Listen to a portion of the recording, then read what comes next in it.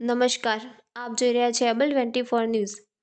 વડનગર ઠાકોર પરિવારની દીકરી જૈન સાધ્વી તરીકે દીક્ષા લઈ આધ્યાત્મિક માર્ગે. વડનગર નદીઓર ઠાકોર મોટોવાસ ખાતે વરસીદાન વરઘોડાની શોભાયાત્રા નીકળી. વડનગર તાલુકાના નદીઓર મોટોવાસ ગામની ઠાકોર પરિવારની દીકરીએ જૈન સાધ્વી તરીકે દીક્ષા લેવાનું નક્કી કર્યું છે.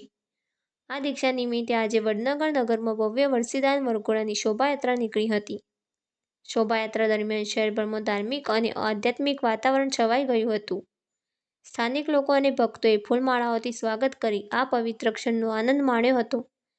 પરિવારજનો તથા ગામજનો દ્વારા જણાવવામાં આવ્યું કે દીકરીએ આધ્યાત્મિક માર્ગ અપનાવી સંસારના ત્યાગ સાથે આત્મશુદ્ધિ અને પરમાત્મા પ્રાપ્તિ માટેનું પવિત્ર પગલું ભર્યું છે.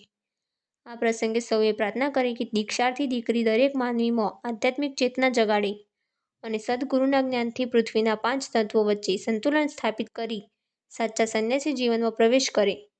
આ વરઘોડામાં વડનગર તથા આસપાસના ગામના અનેક શ્રદ્ધાળુઓ ઉપસ્થિત રહ્યા હતા અને દીકરીના આ આધ્યાત્મિક સંકલ્પને આશીર્વાદ આપ્યા હતા. અહેવાલ રણજીતસિંહ ઠાકોર સાથે શૈલેષ ઠાકોર. અમારી ચેનલને લાઇક કરો, શેર કરો, સબસ્ક્રાઇબ કરો.